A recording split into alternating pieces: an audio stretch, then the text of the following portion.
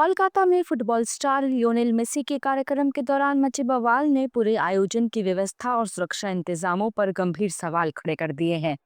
Messi के भारत दौरे की शुरुआत शनिवार को कोलकाता के सॉल्ट लेक स्टेडियम से हुई थी, लेकिन ये बहुप्रतीक्षित कार्यक्रम उत्सव की बजाय अफरा तफरी और नाराजगी में तब्दील हो गया।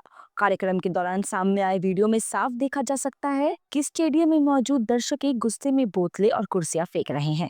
बताया जा रहा है कि मेसी का कार्यक्रम तय समय से पहले समाप्त हो गया और बड़ी संख्या में प्रशंसकों को अपने चहेते खिलाड़ी को ठीक से देखने का मौका ही नहीं मिला।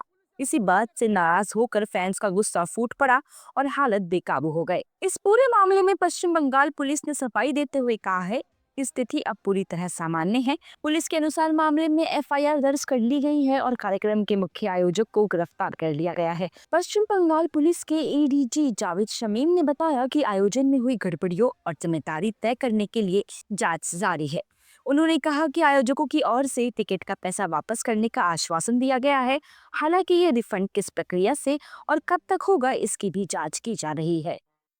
तो वहीं इस घटना के बाद राजनीतिक बयानबाजी भी तेज हो गई है। मुख्यमंत्री ममता बनर्जी ने पूरे मामले की जांच के लिए समिति गठित करने की घोषणा की है। इसके बाद बीजेपी ने राज्य सरकार पर निशाना साधते हुए कानून व्यवस्था और बड़े आयोजनों के प्रबंधन पर सवाल उठाए हैं। कार्यक्रम में शामिल कई प्रशंसकों ने अपनी नाराजगी खुलकर जाहिर की। एक प्रशंसक ने बताया कि टिकट की न्यूनतम कीमत 5,000 रुपए थी। इसके बावजूद आम दर्शकों को मेसी की एक झलक तक नसीब नहीं हुई।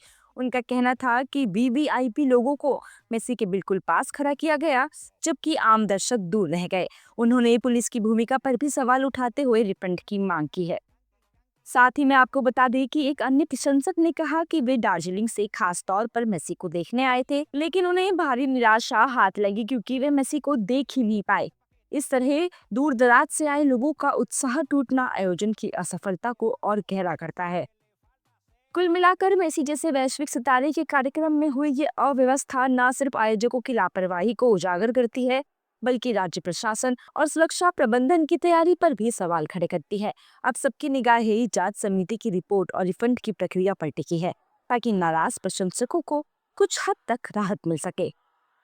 फिलहाल इस पूरे घटनाक्रम ने राज्य सरकार और प्रशासन की तैयारियों पर गंभीर सवाल खड़े कर दिए हैं। क्या इतने बड़े अंतर्राष्ट्रीय आयोजन के लिए सुरक्षा और प्रबंधन के पुख्ता इंतजाम किए गए थे? टिकट बेचने के बाद दर्शकों की सुविधा और भरोसे का जिम्मेदारी किसकी थी? और जब हालात बिगड़ रहे थे, तब मौके पर मौजूद व्यवस्था क्यों नाकाम साबित हुई? तो देखिए, अब सरकार के सामने चुनौती सिर्फ जांच समिति बनाने की नहीं, बल्कि जनता के भरोसे को दोबारा कायम करने की भी है। तो आज के लिए इतना ही। ऐसी ही और खबरों के लिए देखते रहे जीएमटी गाइड मेमो टॉक।